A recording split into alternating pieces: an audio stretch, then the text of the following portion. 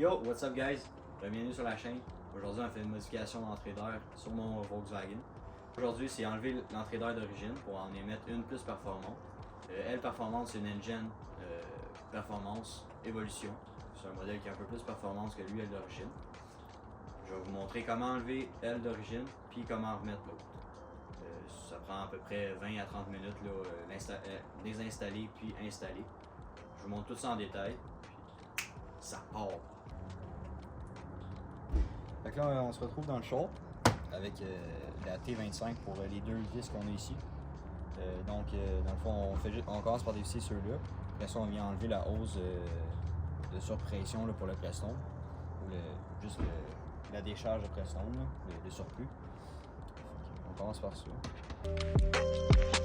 Fait que là, les deux vis sont enlevées. Dans le fond, c'est deux vis Torx T25. Après ça, ben, vous les mettez là, à une place que vous n'allez pas les perdre. Moi, je les mets tout le temps où est-ce que le plastique en haut. Fait que ça, c'est fait. Une fois que ça, c'est fait, on vient enlever là, la hausse qui est ici, juste en tirant là, dessus. Là, ça s'enlève quand même assez facilement. Après ça, pour l'enlever, c'est un peu plus dur. Il faut négocier un peu avec. Là, le morceau est enlevé. Fait que ça, c'est le morceau qui est en avant. Comme on peut voir, l'air elle rentre à gauche, puis elle vient sortir à droite. Dans la boîte à air avec le filtre.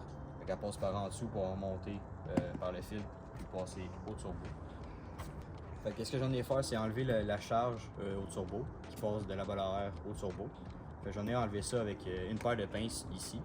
Ça, je viens juste, dans le fond, le rapprocher pour l'enlever. Puis après ça, au niveau du turbo, où est-ce que le downpipe charge du turbo, où est-ce que l'entrée d'air, le inlet turbo, peu importe, sur Amazon, où est-ce que vous le trouvez. Moi j'ai une serre avec un boulon qui vient attacher le piping parce que dans le fond j'ai un entrée d'air performance qu'on va mettre après, comme j'ai expliqué au début de la vidéo. Fait que dans le fond je vais vous montrer là, de plus près à quoi ça ressemble, quelle pièce il faut enlever en premier pour pouvoir être capable de défaire ça. Puis après ça, plus grand chose à faire. Bon, fait que là pour enlever ce morceau-là, on va avoir besoin d'une vice grip comme ça. Puis d'un petit ratchet ou peu importe, là, une clé de 8 mm, une douille dans le fond de 8 mm, pour venir chercher là, la serre qui est vissée ici. Fait qu'on va, moi je commence tout le temps par la clem qui est sous pression. Après ça c'est plus facile à manier là, pour enlever l'autre. Ou on peut commencer par en air aussi, là, ça change rien. Fait que vous commencez par lui qui vous semble le plus facile. Fait qu'en enlevant avec une vice grip, ce qui est le fun, c'est qu'on peut le laisser dessus quand elle est bien mise. Fait qu'une fois que le tuyau va être enlevé, on peut la remettre sans avoir de problème, puis être obligé de forcer un peu comme n'importe qui là, pour revenir chercher le plus gros diamètre. Là. Fait que là, ce que je vais faire, c'est prendre mon petit ratchet, défaire la serre vissée en bas, puis après ça, on enlève le tuyau. Fait qu'une fois enlevé, dans le fond, c'est ça là, que je disais là, avec la vice grip, ce qui est le fun, c'est qu'on peut venir le remettre sur le gros diamètre. Fait qu'une fois retiré de même, faut faire bien attention là, avec les vice grip. Faut y aller tranquillement parce que ça peut nous péter à la face. Puis à deux mains. Aussi. Dans le fond, ce qui arrive, là, c'est si vous y allez moins doucement, ça peut faire comme juste avant, là, ça éclate dans la lumière puis ça ferme. Fait qu'on y va vraiment doucement, sans s'écraser un doigt non plus. Et voilà. Fait que enlever la vice grip, ça ressemble à ça. Puis de l'autre côté, il n'y a rien. Là. Normalement, il y a un serre aussi qui vient par-dessus un autre. Mais là, moi, ce que j'ai fait, je l'ai mis dans un truc de silicone parce que justement, j'ai une entrée performante. Puis mon inlet du turbo, il est 3 pouces à la place d'être, je pense, c'est 2 pouces d'origine. Fait que, il est un peu plus gros, meilleure entrée d'air.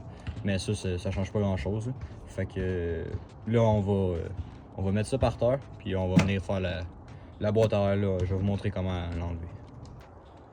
Fait que là, on est rendu à la boîte à air. Pour l'enlever, c'est pas bien compliqué. Il faut juste tirer un peu fort. Un peu quand même beaucoup. On a une plug qui est ici, à peu près en arrière de la lumière. Après ça, on en a une juste en avant de la batterie qui se trouve être à peu près ici. Puis l'autre, elle va être complètement en dessous de la boîte à air. Fait que, dans le fond, là, les fixations de la boîte à air, on en a une ici. Une en arrière, comme que je vous disais, là, ici. Puis l'autre, elle va être complètement en dessous. Là. On la voit pas, là, mais elle est à peu près ici en dessous. Puis on a cette corde-là qu'on a enlevé. Moi, elle est facile parce que ça fait pas longtemps que je l'ai mis. Puis l'autre ici, là, on va avoir besoin de venir clipser sur les côtés. Puis en gossant un peu avec, elle vient par s'enlever dans le fond. C'est un peu compliqué là, à enlever parce que dans le fond, il y a un joint d'étanchéité là, ici, là, en caoutchouc. Fait que ça vient bloquer à l'intérieur pour l'étanchéité de l'air. Puis dans le fond, une fois que ça c'est enlevé,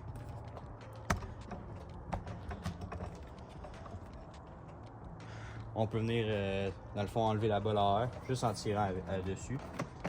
Fait, comme ça, elle vient s'enlever. Fait que c'est ça, dans le fond, là, la bolle à air, là, on a la plug ici en bas, elle qui est en arrière où est-ce que la batterie, puis l'autre en arrière de la lumière. Fait que l'espace après, là, on en a quand même beaucoup. Ce qu'on va venir faire là, après ça, je vais déposer là, la bolle à air d'origine, puis je vais venir installer l'autre bolle à air qui est un peu plus performante, qui est de Engine Performance. Puis je vous montre comment monter ça. C'est pas mal ça. Bon, fait que là j'ai enlevé tout ce qui est d'origine. On est rendu à mettre L Performante, qui est de Engine Performance. Celui-là c'est la Evolution. J'ai même le code là, du modèle, c'est le X15093. Celui-là il vient pour toutes les Vaux, que ça se peut.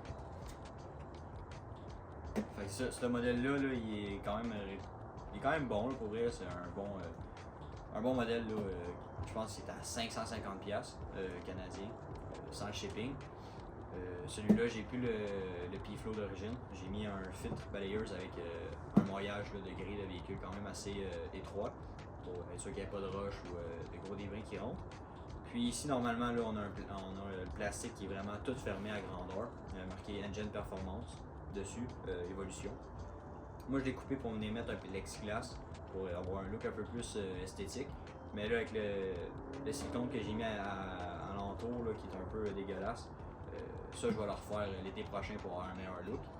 Puis, on a le charging pipe qui vient s'installer comme ça ici pour se rendre à l'inlet du turbo. Moi, j'ai mis un inlet performance dessus, fait que être 3 pouces à la place d'être 2 pouces, je crois. Puis ici, on a de quoi qui est de 2 pouces et demi environ, qui vient rentrer dans un morceau, dans un truc de silicone là, dans ce style-là, qui est déjà installé sur l'inlet du turbo. Fait que je vais commencer par installer le gros morceau avec les 2 vis qui viennent s'attacher ici aux braquettes d'origine. On garde toujours les vis d'origine, j'ai pas les autres vis. Fait que j'en ai installé ça en premier avec les tuyaux qui viennent se mettre ici. Et après avoir installé les 2 tuyaux ici, j'en ai mettre la charging pipe sur l'inlet turbo, puis installer l'autre partie là, sur l'entrée d'air. Ça va être pas mal bon. Fait que pour venir installer ça ici, il faut venir passer le gros morceau en dessous de ce tuyau-là. Puis après ça, venir faire comme une manœuvre là, assez flexible. Comme ceci. Fait que en mettant ça comme ça, là, on vient passer le tuyau de Preston par-dessus. On vient avoir les trous ici pour le fixer. Puis pour les points d'ancrage, les silicones qui viennent avec l'entrée d'air, je les ai plus parce qu'ils ne fitaient pas. Fait que ce que je fais juste la placer comme ça, là, puis ça tient en masse. Fait que pour installer là, les vis d'origine, là, comme ça, à ces 2 endroits-là, vous avez juste besoin d'un Torx dans le fond, 25. Puis on vient serrer ça là, bien tight comme il faut. On vient l'ajuster avant là, des 2 côtés pour être sûr que ça soit correct.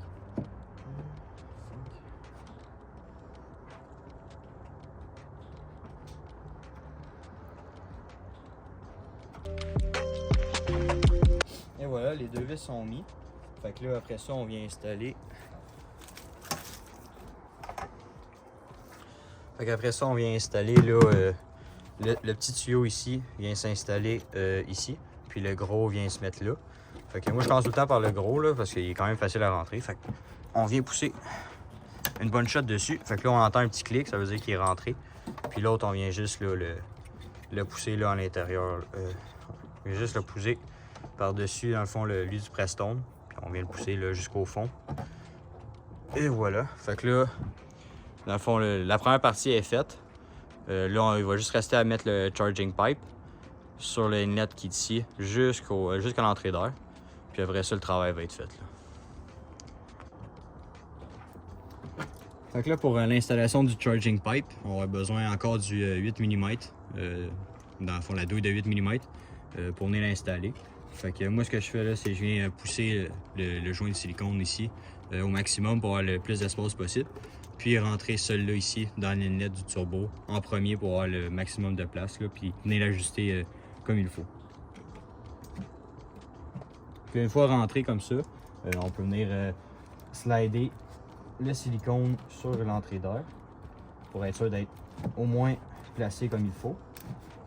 Puis on va venir visser là, les trucs après. Là.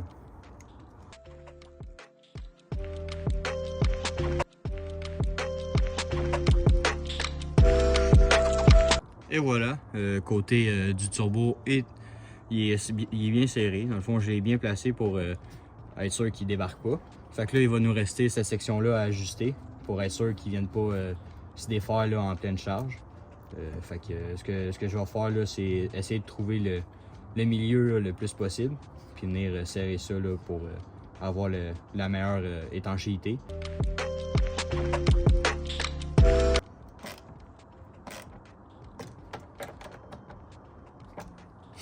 Et voilà, tout est serré, il n'y a aucun lousse nulle part, fait que c'est pas mal ça là. Mais en principe, là, vous, là, si votre véhicule est d'origine, on va avoir le cache moteur qui est ici, qui vient encombrer un peu, fait que ça on vient juste l'enlever.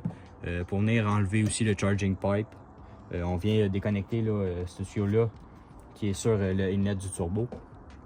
Il est un peu difficile à enlever la première fois. Après ça, là, une couple de fois là, quand vous le retirez, puis vous le remettez, c'est quand même assez facile. Fait que ça donne à peu près là, ce look-là. Fait que ça donne ce look-là. Après ça, là, on vient avoir là, de quoi qui est quand même assez un peu plus performant qu'à l'origine. Puis on garde quand même avoir un son assez satisfaisant là, au niveau du turbo. Puis c'est pas mal ça. Et voilà, le travail est tout fait. Merci d'avoir regardé la vidéo. N'oubliez pas de liker, commenter et vous abonner. Peace! C'est ciao! C'est peace.